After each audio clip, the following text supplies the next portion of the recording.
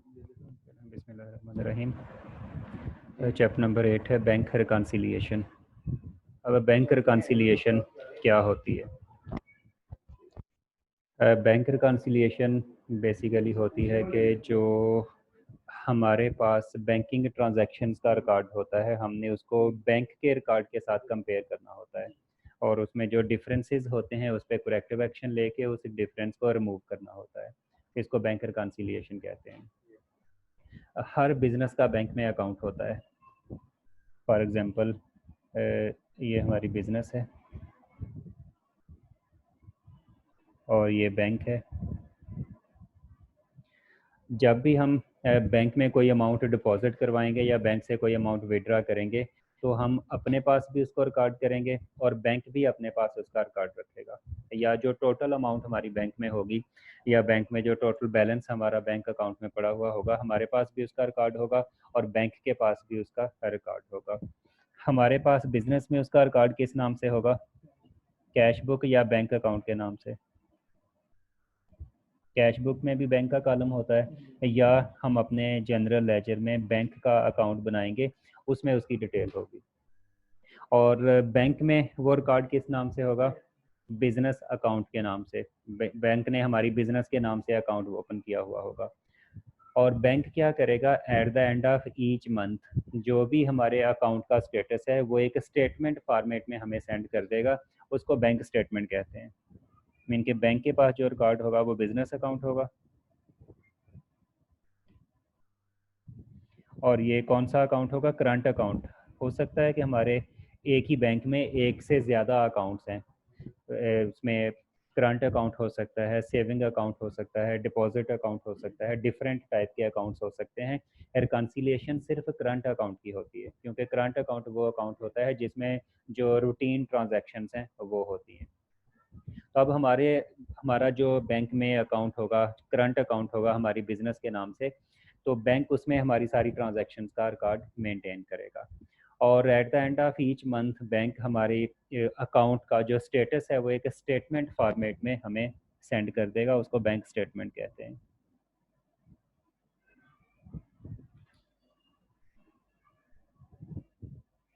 अब जब at the end of month bank statement हमें मिलेगी, हम बैंक स्टेटमेंट के बैलेंस को कैश बुक के बैलेंस के साथ कंपेयर करेंगे क्योंकि ये एक ही चीज़ के दो रिकॉर्ड्स हैं। जो बैंक में हमारा बैलेंस पड़ा हुआ है या जो कैश बैंक में पड़ा हुआ है वो पॉजिटिव बैलेंस है या ओवरड्रान जो भी है, हमारे पास उसका रिकॉर्ड कैश बुक में है और बैंक के पास उसका जो रिकॉर्ड था बैंक ने बैंक स्टेटमेंट के फॉर्म में हमें सेंड कर दिया। अब हम क्या करेंगे? दोनों के बैलेंसेस को कंपेयर करेंगे। अगर तो ये दोनों इक्वल हैं फिर तो ठीक है, हमें रिकन्सिलिएशन की ज़रूरत नहीं है। और अगर ये दोनों बैलेंसेस इक्वल नहीं हैं तो हमने जो डिफरेंसेस हैं वो आइडेंटिफाई करने हैं। आइडेंटिफाई करके उनकी करेक्शन करनी है और उन दोनों बैलेंसेस को इक्वल करना है। इसको रिकन्सिलिएशन कहते हैं। इनके जब हम दोनों बैलेंसेस में जो डिफरेंसेस हैं उनकी रीजंस आइडेंटिफाई करके उनकी करेक्शन करेंगे और दोनों बैलेंसेस इक्वल हो जाएंगे, इस प्रोसेस को रिकन्सिलिएशन कहते हैं। समझ आ गई इसकी? अब ये दोनों बैलेंसेस डिफरेंट क्यों होंगे? इसकी रीजंस क्या हो सकती हैं? एक तो एरर हो सकती है, एरर बैंक में भी हो सकती है और बिजनेस में भी हो सकती है।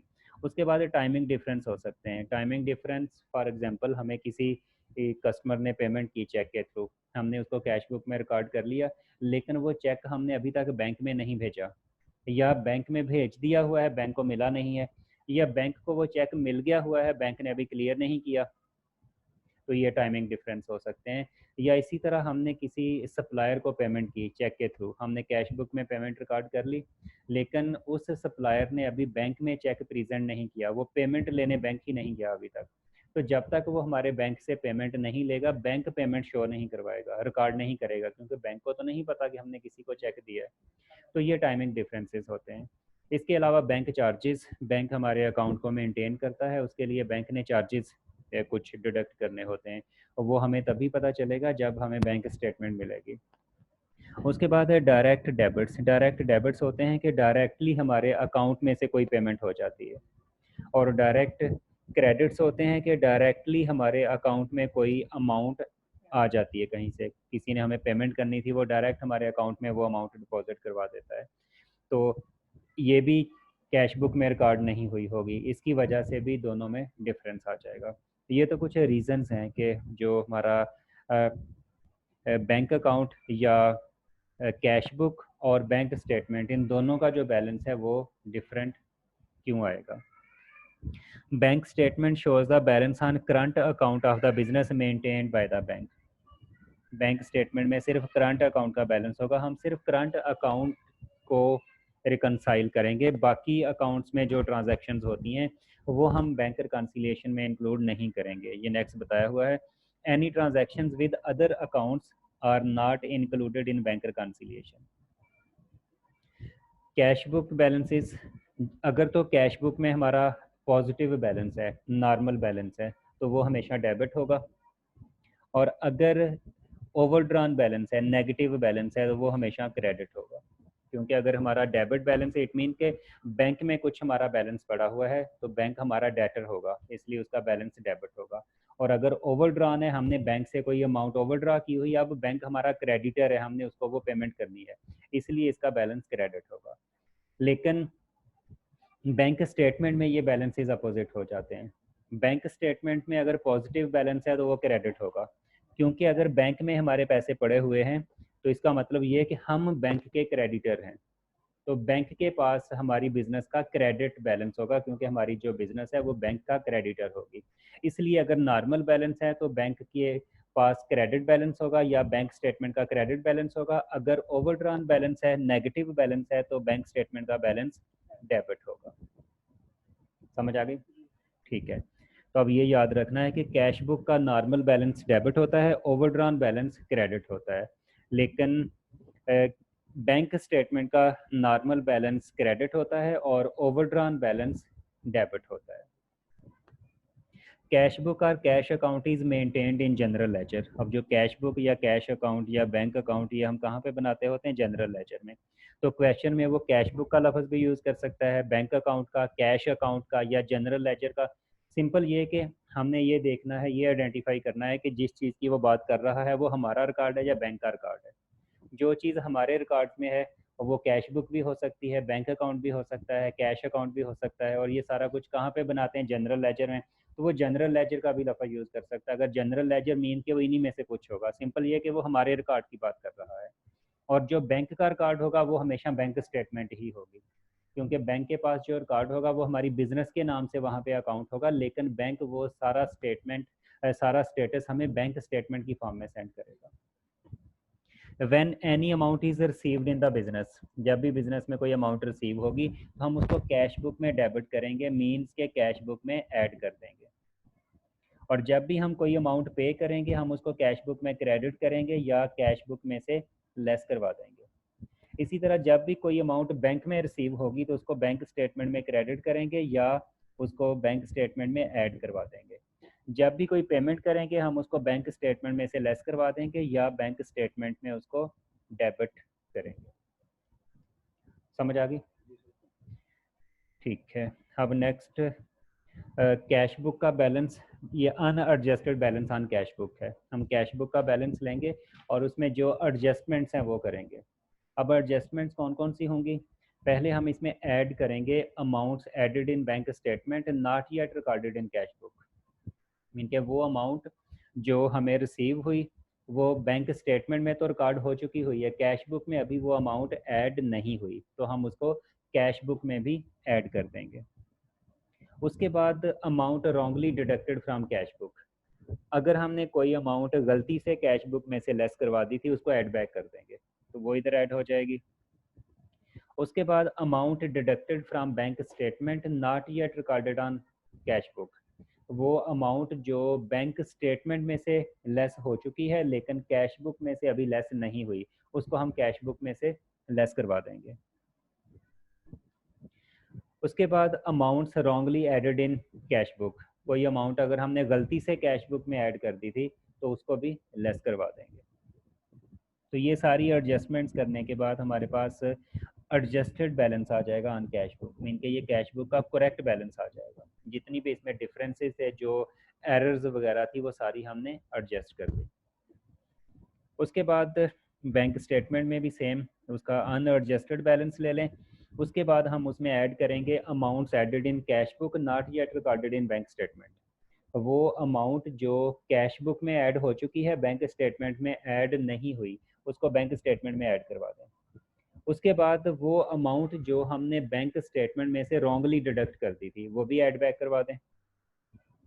उसके बाद amount deducted from cash book not yet recorded in bank statement, वो अमाउंट जो कैश बुक में से लेस हो चुकी है लेकिन बैंक स्टेटमेंट में अभी रिकॉर्ड नहीं हुई, इसको बैंक स्टेटमेंट में से लेस करवा दें। उसके बाद वो अमाउंट जो बैंक स्टेटमेंट में हमने गलती से ऐड कर दी थी उसको भी लेस करवा दें। तो ये एडजस्टमेंट्स करने के बाद हमारे पास बैंक स्टेटमेंट का एडजस्टेड बैलेंस आ जाएगा।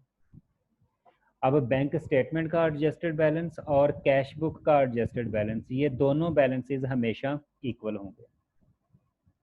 क्योंकि ये दोनों बैलेंसेस डिफरेंट क्यों थे? क्योंकि इन दोनों में कुछ टाइमिंग डिफरेंसेस थे या कोई एरर्स थी।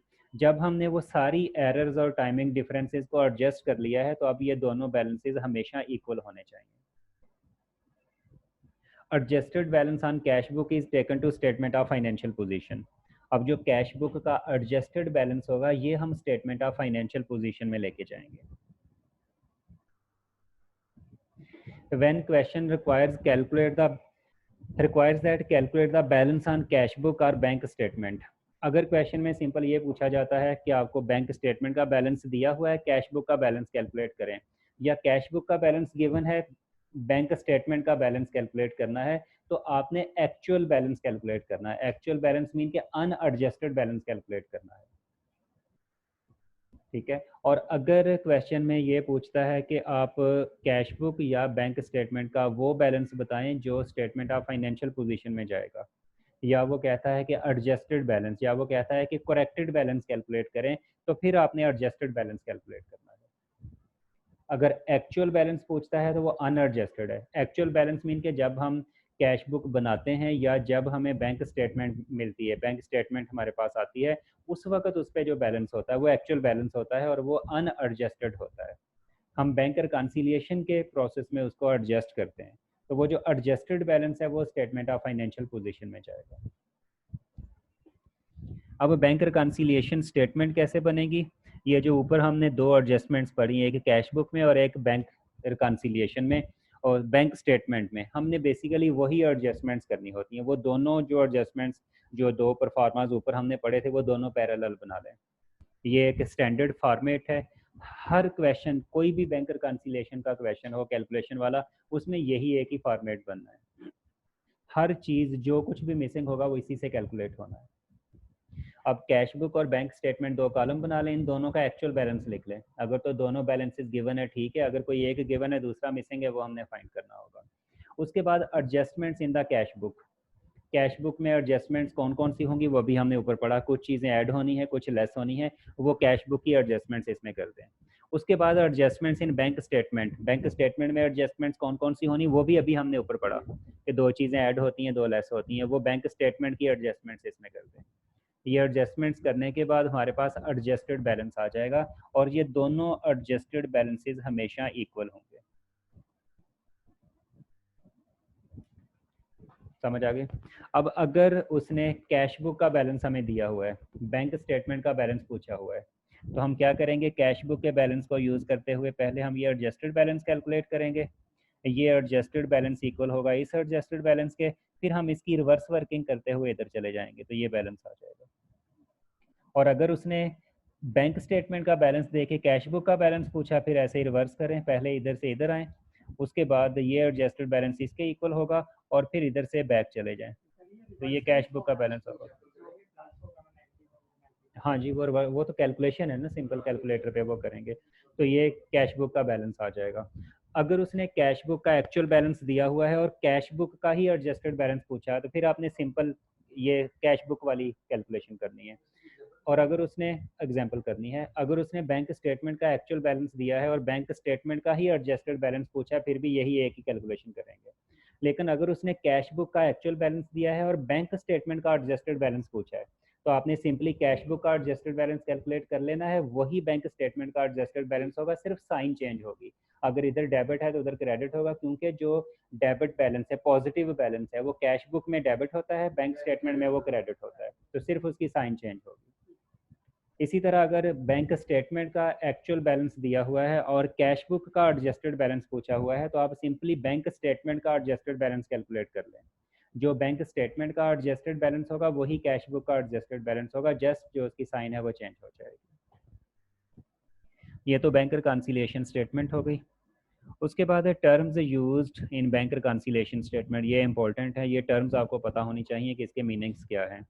सबसे पहले आउटस्टैंडिंग लॉजमेंट या अनक्रेडिटेड चेक्स या अनक्लियर्ड चेक्स या अनक्लियर्ड लॉजमेंट्स, इन सब के एक ही मीनिंग्स होते हैं। आउटस्टैंडिंग लॉजमेंट होती है कि कोई भी अमाउंट जो हमें रिसीव हुई किसी कस्टमर से, हमने कैश बुक में ऐड कर ली, वो अमाउंट अभी तक हमने बैंक में नहीं भेजी, वो हमारे पास ही पड़ा हुआ, वो चेक हमारे पास ही पड़ा हुआ है। इट मीन कि वो अमाउंट कैश बुक में ऐड हो चुकी है, बैंक स्टेटमेंट में ऐड नहीं हुई। अनक्रेडिटेड चेक मीन्स कि वो चेक हमने बैंक में भेज दिया लेकिन बैंक ने अभी हमारे अकाउंट में क्रेडिट नहीं किया, तो वो भी सेम हो गया कि कैश बुक में ऐड हो चुका है और बैंक स्टेटमेंट में ऐड नहीं हुआ। अनक्लियर्ड चेक हो सकता है कि वो चेक किसी दूसरे बैंक का हो, हमने उसको कैश बुक में ऐड कर लिया लेकिन बैंक ने अभी नहीं किया क्योंकि वो क्लियरेंस प्रोसेस में है। इट मीन्स के वो अमाउंट कैश बुक में ऐड हो चुकी है, बैंक स्टेटमेंट में ऐड नहीं हुई।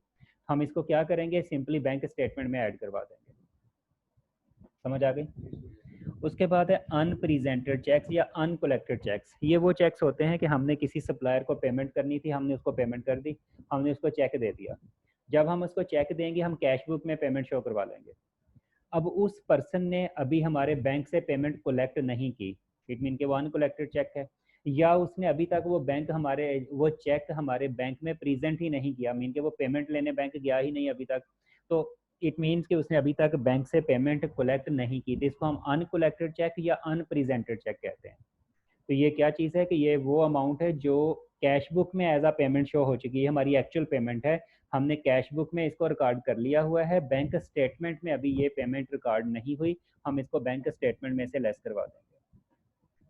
उसके बाद बैंक चार्जेस, ये बैंक ने जो हमारे अकाउंट में से चार्जेस डिडक्ट किए होते हैं हमारे अकाउंट को मेंटेन करने के, तो वो बैंक स्टेटमेंट में से लेस हो चुके हैं, कैश बुक में से नहीं हुए, इसको कैश बुक में से लेस करवा देंगे। डायरेक्ट डेबिट्स या स्टैंडिंग ऑर्डर, ये होता है कि कोई भी अमाउंट जो डायरेक्टली हमारे बैंक अकाउंट में से पे हो जाती है। इन दोनों में डिफरेंस आपने FA1 में पढ़ा होगा, ठीक है, इधर इसको छोड़ दें। डायरेक्ट डेबिट्स और स्टैंडिंग ऑर्डर क्या होते हैं कि डायरेक्टली हमारे अकाउंट में से पेमेंट हो जाती है। इट मीन कि ये पेमेंट बैंक स्टेटमेंट में तो शो हो रही होती है, कैश बुक में शो नहीं हो रही होती, इसको कैश बुक में से लेस करवा देंगे। डायरेक्ट क्रेडिट्स, इट मीन के डायरेक्टली हमारे अकाउंट में कोई पेमेंट आ जाती है, तो ये वो अमाउंट है जो रिसीव हुई होती है, ये बैंक स्टेटमेंट में ऐड हो गई होती है, कैश बुक में ऐड नहीं हुई होती, इसको कैश बुक में ऐड करवा देंगे। समझ आ गई? तो ये टर्म्स हैं कुछ, ये आपको पता होनी चाहिए। अब ये एग्जांपल देख लें। The cash book of Worcester shows credit balance of 1350। अब ये किसका बैलेंस है? कैश बुक का। और कौन सा बैलेंस है? Credit balance. इट मीन के ये ओवरड्रॉन बैलेंस है। पहले रिक्वायरमेंट देख लें, what is the balance on bank statement. Bank statement का बैलेंस पूछा हुआ है।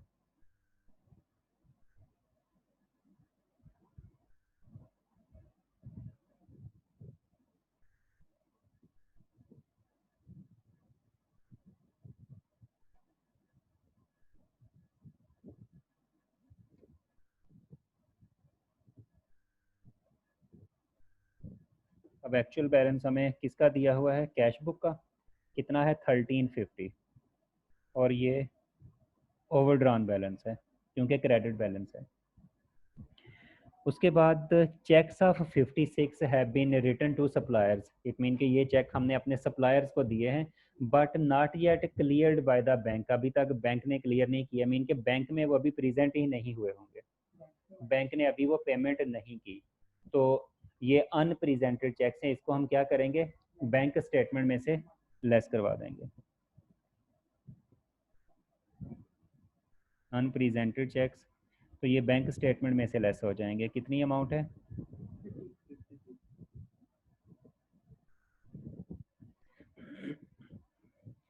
उसके बाद अनक्लियर्ड लॉजमेंट्स आर 128। अनक्लियर्ड लॉजमेंट मीन के ये वो अमाउंट है जो हमें रिसीव हुई, हमने कैश बुक में ऐड कर ली, बैंक में ये अमाउंट अभी ऐड नहीं हुई, इसको बैंक स्टेटमेंट में ऐड करेंगे। अनक्लियर्ड लॉजमेंट्स 128, तो ये बैंक स्टेटमेंट में ऐड हो जाएंगे। उसके बाद bank has accidentally credited Worcester's account with interest of 15 due to another customer. अब बैंक ने वर्सेस्टर के अकाउंट को गलती से क्रेडिट कर दिया। क्रेडिट मीन के वर्सेस्टर के अकाउंट में ये अमाउंट ऐड कर दी, एक्चुअल में ये अमाउंट किसी और कस्टमर की थी, तो अब इसको क्या करेंगे, डिडक्ट कर देंगे। ये बैंक एरर है। कितनी अमाउंट थी, 15, तो इसको हम कहाँ से लेस करवाएंगे, बैंक स्टेटमेंट में से, क्योंकि ये गलती से बैंक स्टेटमेंट में ऐड हो गई थी। A standing order of 300 has not been accounted for in general ledger. General ledger means cash book. अब स्टैंडिंग ऑर्डर क्या होता है, ये वो अमाउंट जो डायरेक्टली हमारे अकाउंट में से पे हो गई होती है, तो ये अमाउंट हमारे अकाउंट में से पे हुई है, इसको हमने कैश बुक में से लेस करवाना है। कितनी अमाउंट है, 300, इसको कैश बुक में लेस करवा दें।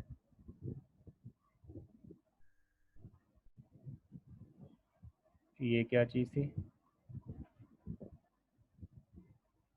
Direct debit. अब इसका एडजस्टेड बैलेंस कैश बुक का कितना आएगा, 1350 और 300 1650, और इसका भी 1650 ही आएगा क्योंकि एडजस्टेड बैलेंसेस दोनों इक्वल होते हैं। अब इसकी रिवर्स वर्किंग करते हुए दूसरा बैलेंस कैलकुलेट कर लें।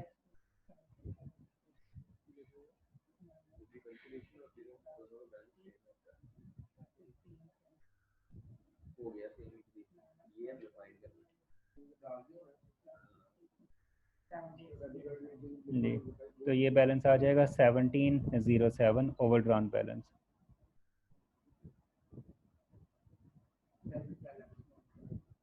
ठीक है, ये हमारा आंसर आ गया।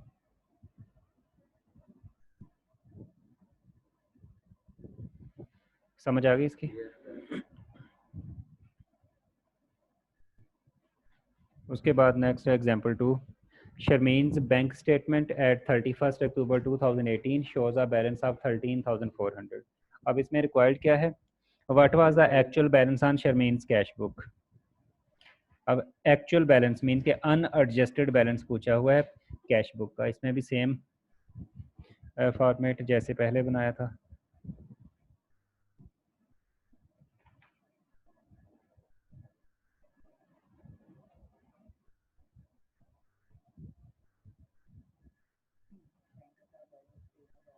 अब हमें जो बैलेंस दिया हुआ है वो बैंक स्टेटमेंट का बैलेंस दिया हुआ है। कितना बैलेंस है, 13,400, और ये नॉर्मल बैलेंस है। अगर क्वेश्चन में ये ना बताया हुआ हो कि ये ओवरड्रॉन बैलेंस है, सिर्फ यही बताया हुआ हो कि ये बैलेंस इतना है, इट मीन कि वो नॉर्मल बैलेंस होगा। She subsequently discovered that bank has dishonored a customer's check for 300. नहीं, dishonoured a customer's cheque, it mean के कस्टमर ने हमें वो चेक पे किया होगा, तो हमने उसको कैश बुक में ऐड करवा दिया। कैश बुक में ऐड करने के बाद हमने बैंक में भेजा, तो बैंक ने उसको रिजेक्ट कर दिया, तो अब हमने कैश बुक में से उसको रिवर्स करना है, माइनस करना है। इसको कैश बुक में से लेस करवा दें।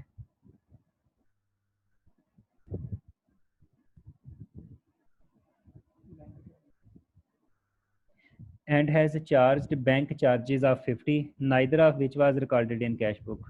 अब बैंक चार्जेस भी कैश बुक में से लेस होंगे।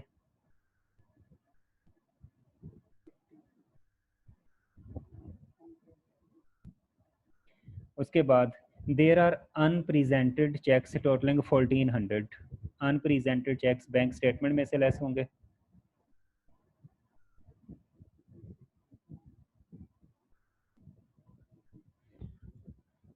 And an automatic receipt from a customer of 195 has been recorded as credit in Sharmeen's cash book. Automatic receipt from a customer, ये डायरेक्ट क्रेडिट है। अब ये अमाउंट डायरेक्टली बैंक अकाउंट में आ गई, हमने इसको कैश बुक में भी ऐड करना था, लेकिन उसने कैश बुक में इसको गलती से लेस करवा दिया, तो अब हम डबल अमाउंट ऐड करेंगे। ये बेसिकली कैश बुक में एरर हुई है। इसकी डबल अमाउंट कितनी बनती है, 390, अब 390 हम कैश बुक में ऐड करेंगे।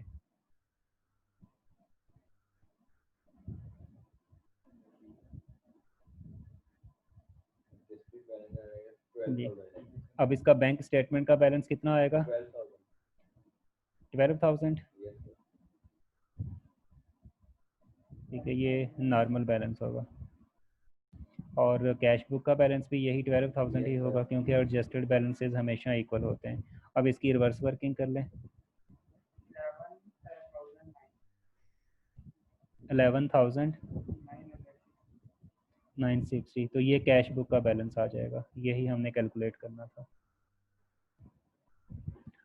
समझ आ गई इसकी? ठीक है, उसके बाद एग्जाम्पल 3 देख लें। What is the correct cash balance to be shown in cash book of the business. अब करेक्ट बैलेंस जो हम कैश बुक में शो करवाएंगे, the bank statement at 31 December 2018 showed an overdraft of 800। ये बैंक स्टेटमेंट का balance है। अब उसने पूछा क्या, correct balance to be shown on cash book. Cash book का बैलेंस पूछा और करेक्ट बैलेंस, एडजस्टेड बैलेंस पूछा हुआ है। और जो बैलेंस हमें गिवन है वो किसका गिवन है? बैंक स्टेटमेंट का। हमने बेसिकली अब बैंक स्टेटमेंट का एडजस्टेड बैलेंस कैलकुलेट करना है। जो बैंक स्टेटमेंट का एडजस्टेड बैलेंस होगा वही कैश बुक का एडजस्टेड बैलेंस होगा।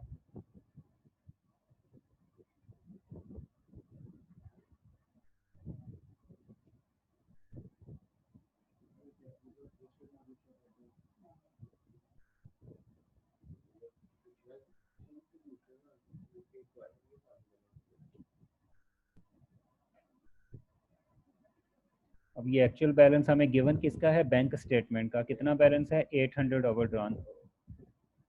800 ओवरड्रॉन बैलेंस है। On recording the bank statement, it was discovered that checks drawn in favor of Smith for 80 has not been presented for payment। ये unrepresented check है, इसको हम क्या करेंगे? बैंक स्टेटमेंट में से लेस करवाएंगे।